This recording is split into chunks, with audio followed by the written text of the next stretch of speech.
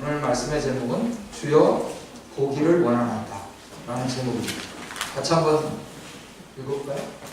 시작. 주여 보기를 원하나이다.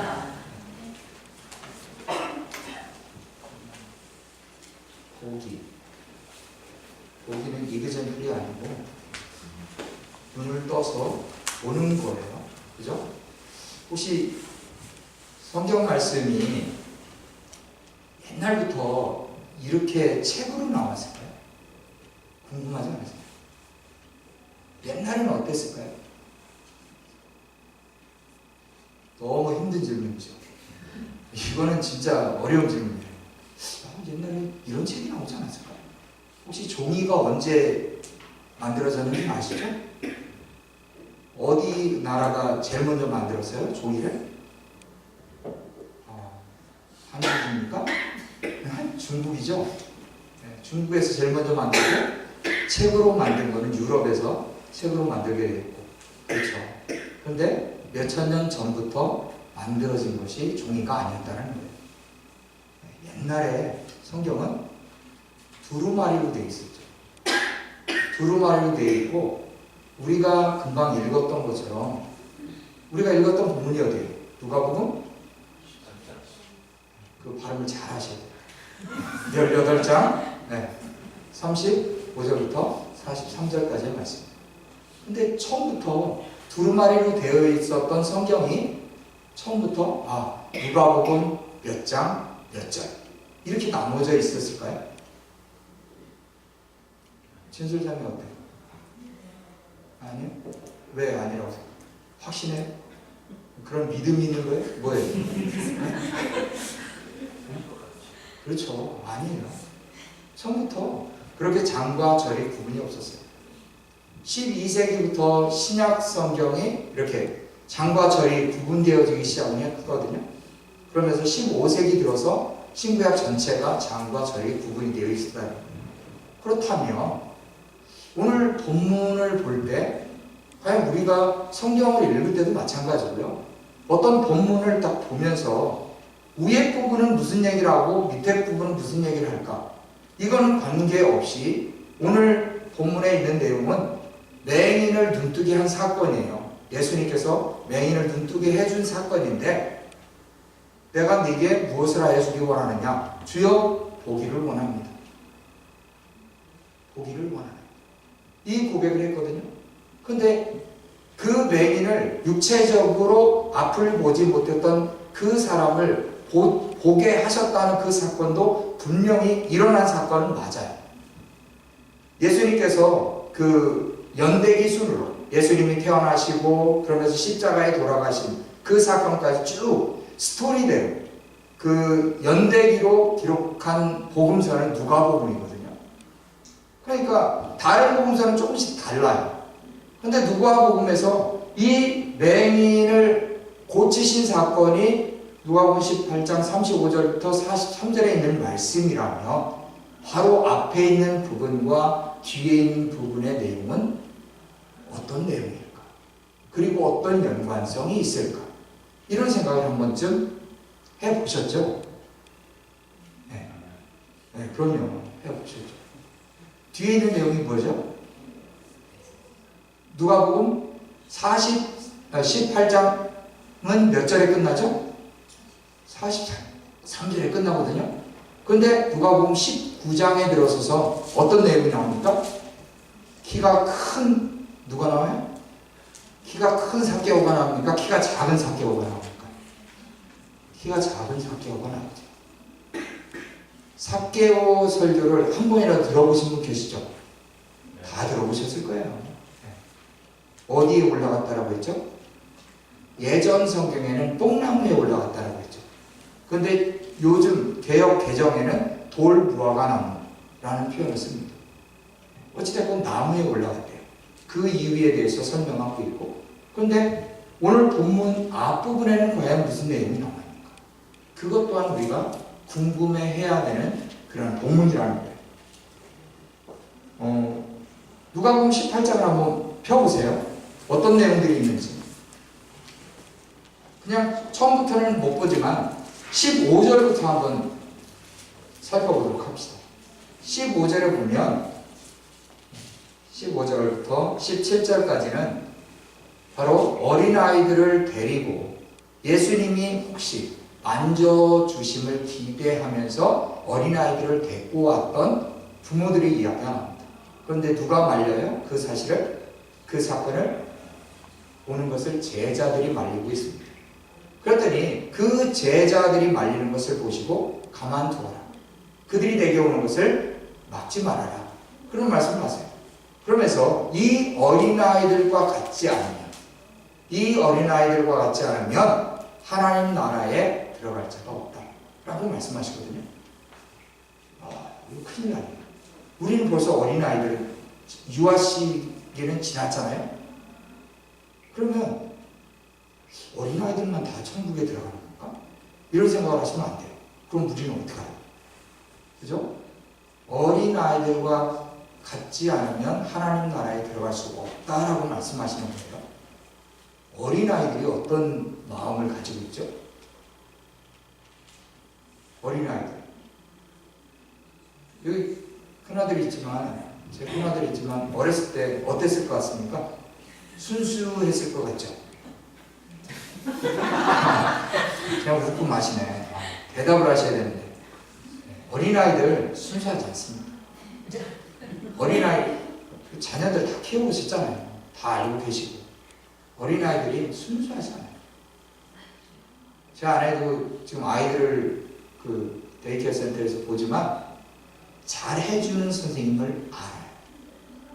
그 선생님 말 잘 들어요. 그런데 잘 안 해주는 선생님은 말 안 들어요. 그 선생님이 다가오면 울어요. 당황스럽죠. 그 선생님은 내가 뭘 잘못했다고. 네. 그런데 어린아이와 같지 않으면 어린아이들은 그 어린아이들의 마음은 어떤 마음이냐가 중요한 거예요.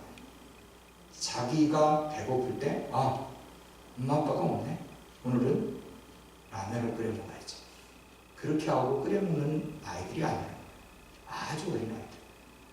그 어린아이들은 부모가 없으면 자기 스스로 할 능력이 없는 자, 그런 자가 어린아이인 거예요. 우리가 하나님 앞에서 어떠한 자인가 생각을 해볼 필요가 있죠. 나는 하나님이 아니고서는 내가 이 세상을 살아갈 능력이 없습니다. 하나님 앞에 저는 아무것도 아닙니다. 하나님이 나를 붙잡아 주지 않으면, 하나님이 나를 인도해 주지 않으면 저는 nothing입니다. 아무것도 할 수 없고 이 세상을 살아갈 능력도 없습니다. 이러한 고백을 하며 나올 수 있는 자, 그러한 사람들이 바로 어린아이와 같은 자입니다. 나도 할 수 있어. 내게 능력이 있고 내가 가진 돈도 있고 이 세상에서 뭐든지 할 수 있어 라고 하는 자는 교만한 자요, 겸손한 자가 절대로 될 수 없다는 거예요. 바로 위에 부분 14절을 한번 보세요. 누가복음 18장 14절 한번 읽어볼까요? 시작. 내가 저에게 이르노니 이에 저한테 있으니 알고 이 사람이 의롭다 하심을 받고 그의 집으로 내려갔느니라. 무릇 자기를 높이는 자는 낮아지고 자기를 낮춘 자는 높아지리라 하시니라. 아멘. 지금 바리새인과 세리의 기도, 자기 스스로 의롭다고 생각하는 사람이 있는가 하면 여전히 부족하고 여전히 부끄러운 자신의 모습을 회개하며 나왔던 세리의 모습을 비교시키더라는 거예요. 자기 스스로 높아지려고 하면 낮아지게 되고 자기를 낮추는 자는 높아지리라 말씀하셨거든요. 그러면서 어린아이들이 다가오는 그 광경이 스토리가 이어지고 있다는 거예요.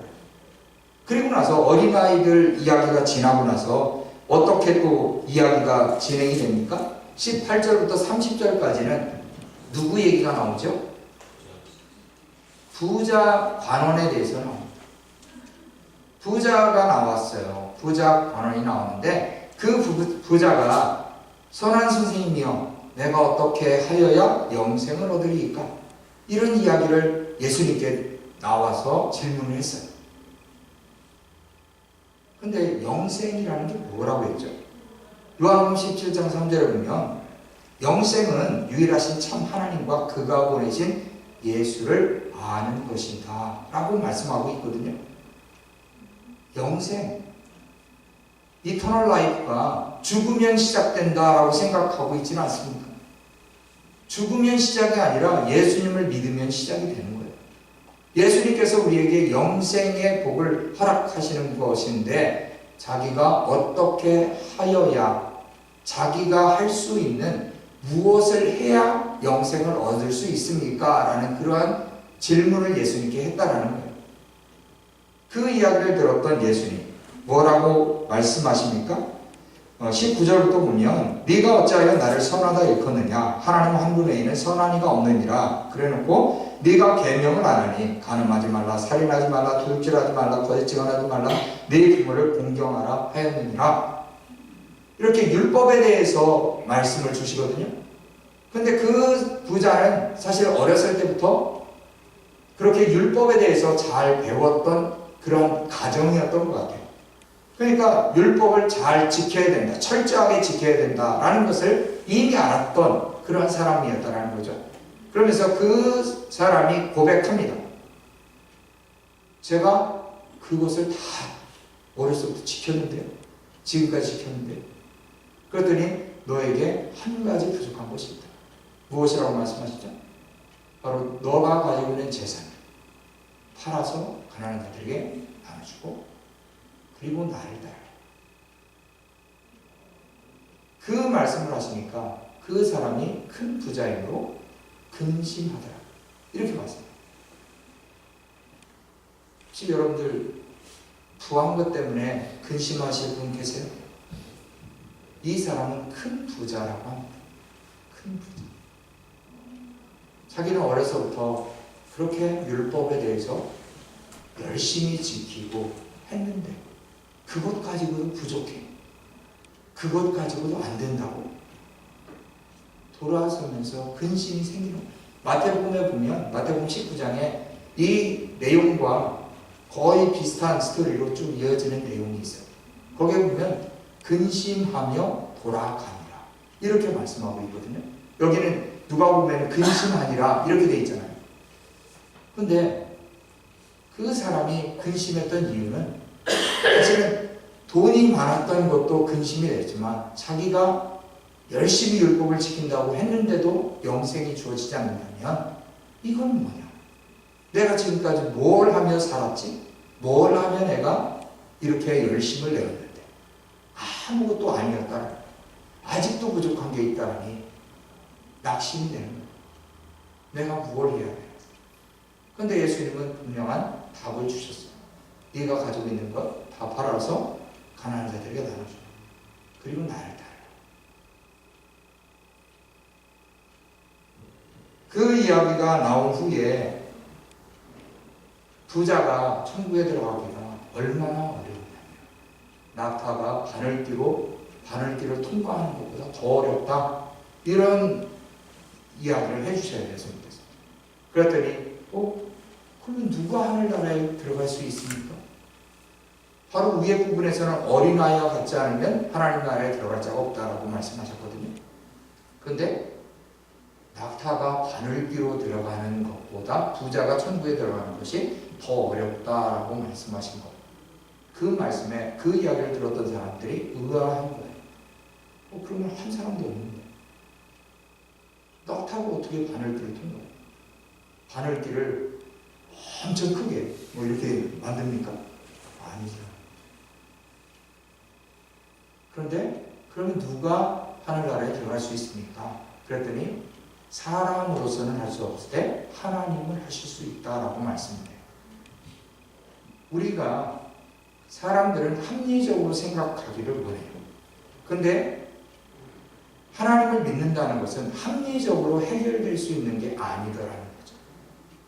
하나님을 믿는다는 것은 하나님의 관점, 하나님의 바운더리를 우리가 인위적으로 사람들이 자기의 능력으로 하나님을 바운더리 만들어서 그렇게 치고 있더라는 거예요. 하나님은 무한하신 분이에요. 전지전능하신 분이고 뭐든지 하실 수 있는 분이에요.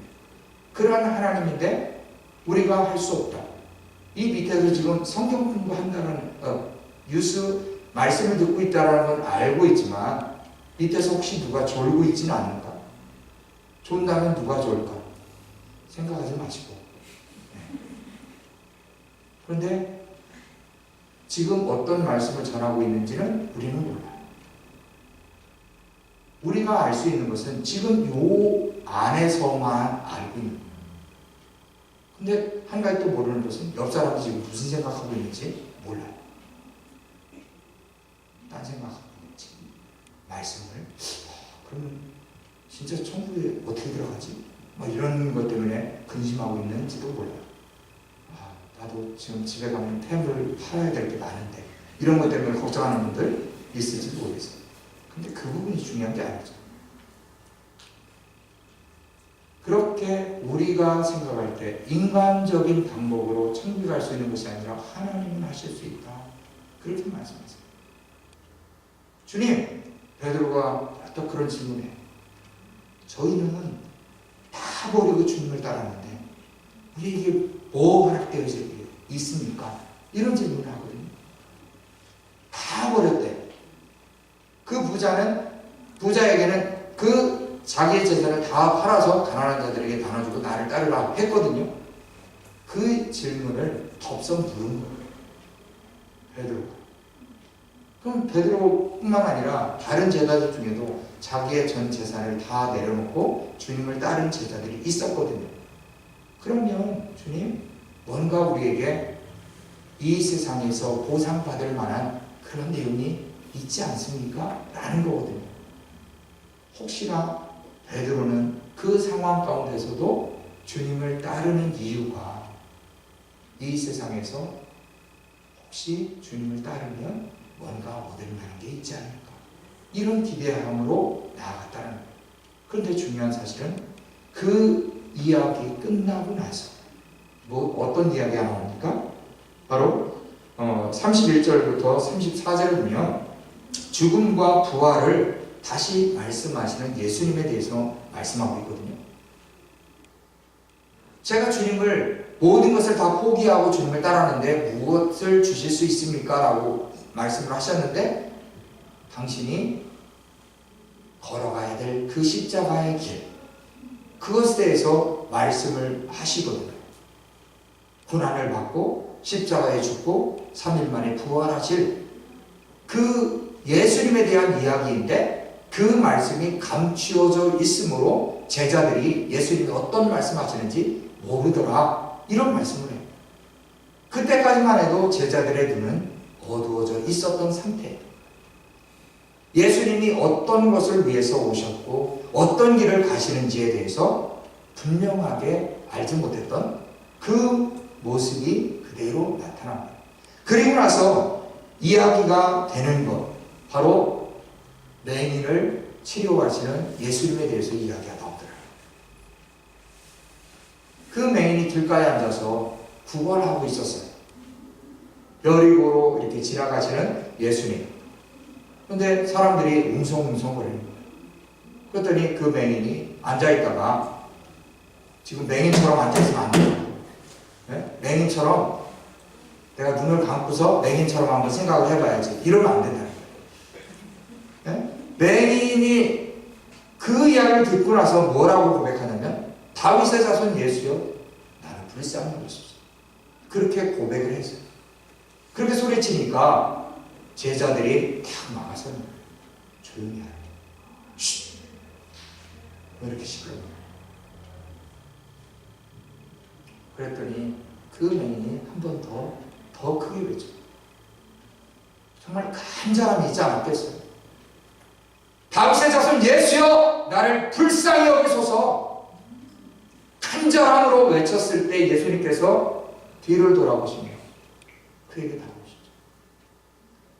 그리고 나서는 내가 내게 무엇을 해주기를 원하느냐, 이런 질문을 하셨을 때 예수님이 모르고 그 질문을 하셨을까요? 뭐 이렇게 눈을 감고 앞을 보지 못하는 그러한 사람인데 내가 내게 무엇을 해주길 원하느냐. 혹시라도 그 맹인이 주님, 제가 지금 너무나 가난해서 구걸 중에 있는데 돈이 좀 필요합니다. 한 10,000불만 저에게 좀 주시면 안 되겠습니까? 동일한 마음으로 듣고 계시면 안 되는데 큰일 납니다. 그런 질문을 했을 때 예수님이 그래, 네가 지금 10,000불을 구했으니 내가 100,000불을 너에게 주리라, 이렇게 말씀하지 않대요. 주님, 주여, 제가 보기를 원합니다. 보기를 원합니다. 앞을 보지 못하던 그 영혼에게 보게 하시는, 앞을 보지 못했던 그 영혼을 보게 하시는 주님의 치유하심의 역사가 나타나고 있어요. 근데 복음서에 보면 예수님께서 소경을 많이 고치시는, 맹인을 많이 고치시는 장면들이 나오더라는 거예요. 그 이유는 다른 게 없어요. 이 세상에 메시아가 오면 어떤 능력을 행할 것이다 라고 구약에 예언해 놓았느냐, 이게 중요하다는 거예요. 이사야서 35장 5절과 6절에 보면 그런 말씀이 있어요. 제가 읽어드릴게요. 그때에 맹인의 눈이 밝을 것이며, 뭐라고요? 그때에 맹인의 눈이 밝을 것입니다. 맹인에 대해서 나옵니다. 그리고 못 듣는 사람의 귀가 열릴 것이며, 메시아가 오면 맹인의 눈이 밝아지고 못 듣는 사람의 귀가 열리고, 그때에 저는 자, 제대로 걷지 못하는 그러한 사람이 사슴같이 뛸 것입니다. 말 못하는 자의 혀는 노래하리니 이는 광야에서 물이 솟겠고 사막에서 시내가 흐를 것입니다. 메시아가 오면 너희들을 구하게 해주겠다, 이 말씀을 하시지 않고요. 메시아가 오면 그때에 맹인의 눈이 밝아지게 될 것이다. 못 듣는 사람의 귀가 열리게 될 것이다.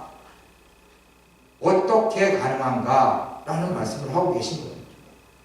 그렇게 되었을 때 어떤 것으로 이어지냐는 거예요. 맹인은 예수님을 통해서 우리도 동일한 맹인이었어요. 앞을 보지 못했던 영혼들이었다라는 거예요. 그 앞이 바로 옆 사람을 보지 못하고 일하는 그 현장에서 일을 못하게 만드는 그러한 것이 아니라 이 세상밖에 볼 수 없었던 우리의 삶이었다라는 거예요.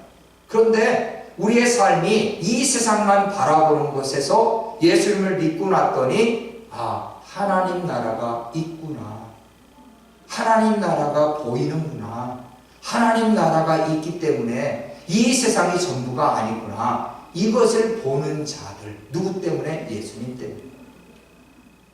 그래서 영적으로 맹인이었던 우리를 치료하시는 그 장면이 나오더라는 거죠. 예수님이 그냥 그렇게 맹인들을 고치시는 이유가 아니라 이미 구약에서 예언돼 있던 대로 메시아로 이 땅에 오신 예수님, 그분이 맹인을 눈뜨게 하고 못 들었던 사람들의 귀가 열리게 되고 무엇이 들리는 거예요? 바로 복음이 들리게 되는 그러한 놀라운 사건이 일어나게 되었다는 거예요. 누구 때문에? 예수님 때문에. 복음이 들리지 않는 상황에서는 아무리 하나님 나라에 대해서 이야기를 해도 그 이야기는 이 세상의 아주 지혜로운 이야기보다 놀랍지가 않아요. 어떻게 하면 스카이 갈 수 있을까? 자녀들이 어떻게 하면 스카이 갈 수 있을까? 이런 생각을 갖고 살아가는 이 세상 사람들의 결말밖에 안 되다라는 거죠. 그런데 우리에게 이 세상이 전부가 아니고 하나님 나라가 우리에게 있다라는 것, 영원한 나라, 하나님 나라를 우리에게 초청하고 계시고, 그리고 이 세상에서 무엇을 기대하며 살아갈 것이 아니라 오히려 하나님께서 우리에게 정말 우리와 동행하시면서 어떤 것이 바른 길인지, 어떤 것이 바르게 가고 있는지를 분명히 깨달아 알게 하시더라는 것입니다. 그리고 나서 이어지는 내용을 한번 보시라는 거예요. 19장에 보면 또 누가 나와요? 삭개오가 나와요. 맹인의 눈이 뜨여졌을 때 어떻게 이야기가 진행이 됩니까? 곧 보게 되어 18장 43절에 곧 보게 되어 하나님께 영광을 돌리며 예수를 따르니 백성이 다 이를 보고 하나님을 찬양하니라 이렇게 말씀하고 있잖아요. 보면 보게 되었을 때 보게 되고 나니까 하나님께 영광을 돌리더라는 거예요. 그전에는 영광을 돌리지 않았던 사람이 영광을 돌리게 되는 그러한 인생으로 바뀌게 되었다는 거예요. 그리고 예수를 따르지 않았던 그러한 삶에서 예수를 따르는 삶으로 바뀌게 된 그 인생을 보여주고 있잖아요. 그죠? 그리고 백성이 다 이를 보고 하나님을 찬양했다라고 말씀합니다. 앞을 보지 못했던 그 사람이, 하나님 나라를 볼 수 없었던 그 사람이 예수님 때문에 하나님 나라를 볼 수 있는, 주님을 보게 됐던 그러한 사건. 어떤 사건과 대조가 됩니까? 바로 위에 보면 부자가 나오잖아요. 그 부자는 주님께 찾아왔었잖아요. 영생에 대한 질문도 했었지만 그는 근심하며 자기가 가지고 있었던 재물, 자기가 그렇게 행했던, 자기가 스스로 의롭다고 생각했던, 율법을 그렇게 잘 지켰던 그런 나에게 더 필요한 것이 있다고 하면서 근심하며 돌아간 자와 주님을 만나고 눈이 띄어지고 하나님을 찬양하고 주님을 따르는 이 맹인과 너무나 비교가 되고, 이 맹인은 구걸하는 그러한 입장이었다면 또 다른 부자를 이렇게 소개하면서 그 부자가 어떻게 변화되는지를 한번 보라는 거예요. 어떤 내용이 나와요? 19장에 삭개오에 대한 이야기가 나오죠. 삭개오의 특징이 나온다면 키가 작습니다. 세리장이었고 그리고 그 또한 큰 부자다라는 표현까지 씁니다. 부자였대요. 그런데 지금까지 그가 걸어왔던 인생은 어떠한 인생이었습니까? 이 세상에서 자기의 그 컴플렉스라고 한다면 키가 작은 그러한 부분도 있을 것이고, 어찌 보면 그러한 컴플렉스를 또 다른 컴플렉스가 있었는지도 모르겠어요. 세리장이 되었다는 것은 엄청나게 열심히 살았을 거예요. 처음에 세리장으로 그렇게 부름받지는 않았을 거 아니에요. 세리로 처음에 들어가서 열심히 일해서 인정받고 그러면서 세리장이 되었을 거예요. 그 당시에 지금 캐나다 정부처럼 세리 텍스 컬렉터를 하면서 자기가 부정적으로 돈을 착복하고 이렇게 할 수 없잖아요. 그런데 그 시대에서는 가능했던 것을 우리는 말씀을 통해서 엿볼 수가 있습니다. 그렇게 자기가 착복해서라도 무엇이 되고 싶었느냐? 부자가 되고 싶었던 거예요. 열심히 돈을 벌었어요. 그래서 큰 부자가 되었지만 그럼에도 불구하고 자기 한편에서는 뭔가 허전합니다. 그럼에도 불구하고 뭔가 해결할 수 없는 그러한 것이 자기에게 찾아옵니다. 예수님에 대한 이야기는 쭉 들어서 알고 있었는데 예수님이 여리고로 지나가신다는 그 소식을 듣고 삭개오가 어떻게 했습니까? 길가에 나가는 거예요. 그런데 이미 사람들로 그 길가에는 서 있었어요. 그런데 삭개오는 사람들로부터 칭찬 들었던 그러한 인물이 아니었기 때문에 그 사람들을 뚫고 지나갈 용기도 사실 없었고, 사람들이 그것 때문에 비켜줄 그러한 사람들도 사실은 없었어요. 어떻게 하면 예수님을 볼 수 있을까? 거기에 있었던 무화가 나와요. 그곳에 올라가서 예수님이 지나가시는 모습을 한번 보아야겠다. 삭개오의 생각은 큰 것이 아니었어요. 예수님이 정말 어떤 분일까? 궁금하긴 했고 그냥 한번 봐야지. 그러고 그 무화과 나무에 올라갔다라는 거예요. 그런데 예수님이 지나가시다가 보통은 위에를 잘 안 보거든요. 자기 눈높이보다 우위를 쳐다본다? 그게 쉬운 게 아니에요. 그래서 보통은 밑에를 보든지 비슷한 위치를 많이 보는 게 사람들의 심리예요. 그래서 가게에도 물건 같은 거 진열할 때 가장 좋은 물건들 잘 팔리게 하려고 놓는 그 높이가 어디예요? 사람들 딱 섰을 때 눈높이에요. 그곳에 진열하는 것이 아주 좋은 물건들을 진열한다라고 얘기해요. 그런데 예수님은 지나가시다가 사람들도 많은데 그 사람들 한 사람 쳐다보는 것도 바쁜데 나무 위에 있었던 삭개오를 쳐다보더라고요. 그 삭개오를 쳐다보시고 삭개오야 내려오라. 오늘 내가 네 집에 머물러야 되겠다. 이런 말씀을 하시거든요. 이미 예수님은 누구의 이름도 아셨어요? 삭개오의 이름도 아셨어요. 삭개오는 정말 깜짝 놀랐어요. 예수님이 그냥 저기도 사람이 있네? 그러고 지나가신 것이 아니었다는 거예요. 그리고 그 이름을 불러주셨다는 거예요. 그리고 그 사람의 집에 머물러야 되겠다. 사람들이 생각할 때는 외면받았던 그 사람 아니었어요? 사람들로부터 인정도 못 받고 저 사람 집에 예수님이 들어가셨다고 삭개오의 집에 들어가셨던 예수님에 대해서 사람들이 수군수군 거려요. 어떻게 그럴 수가 있어? 우리 집에 들어가신다면 그게 맞지만 삭개오의 집에 들어갔다는 것은 어불선설, 말도 안 되는 얘기 아니야? 이렇게 생각했던 것이 그 당시에 사람들이 생각했던 부분이라는 거예요. 그런데 예수님이 그 삭개오의 집에 들어가서 이야기하는 가운데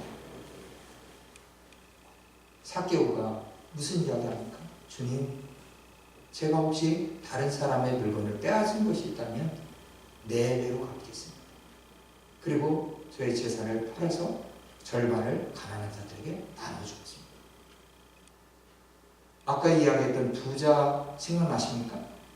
너의 재산을 팔아 가난한 자들에게 나눠주고 나를 따르라 했던 그 부자와 근심하며 돌아갔던 그 부자와 지금 삭개오는 정반대의 모습을 보여주고 있다.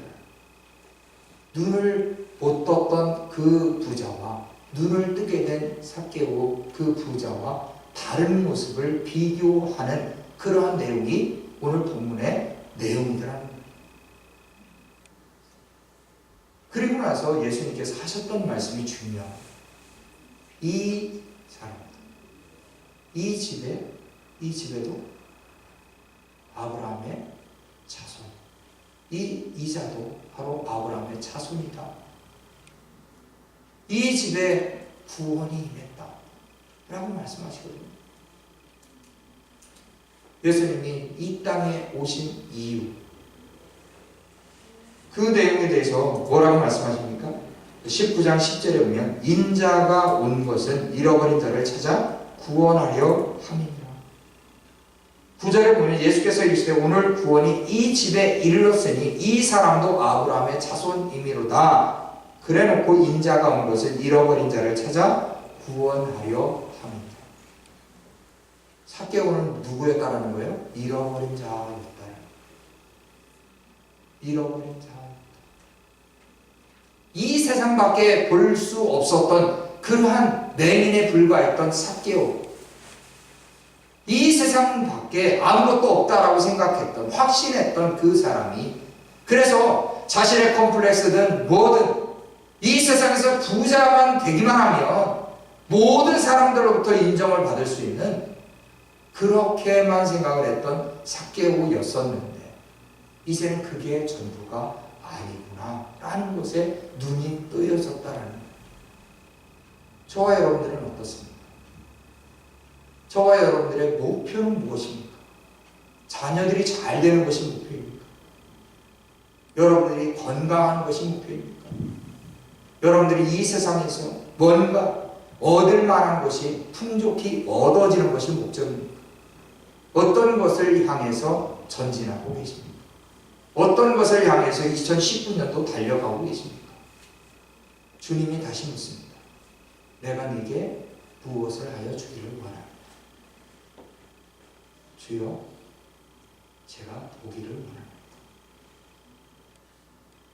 왜 이 제목이 중요한지 아십니까?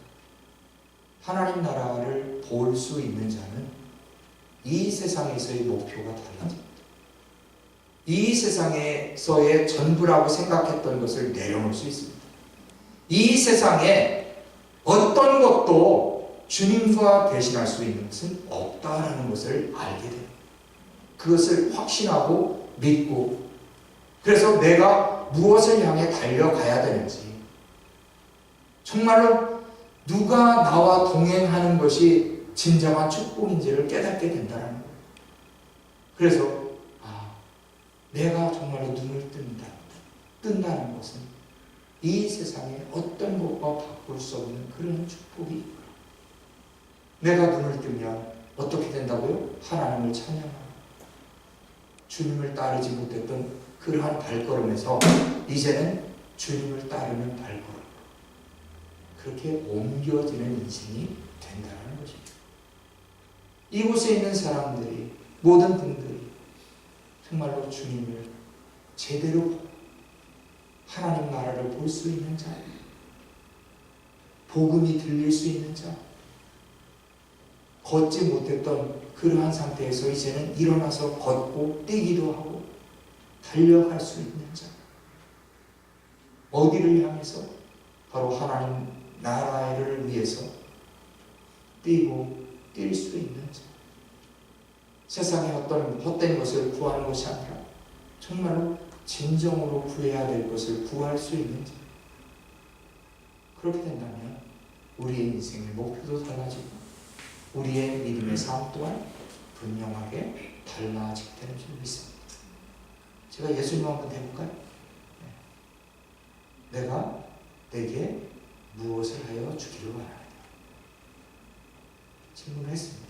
대답을 하셔야죠. 여러분들에게 무엇을 주님께서 해주시길 원하십니까?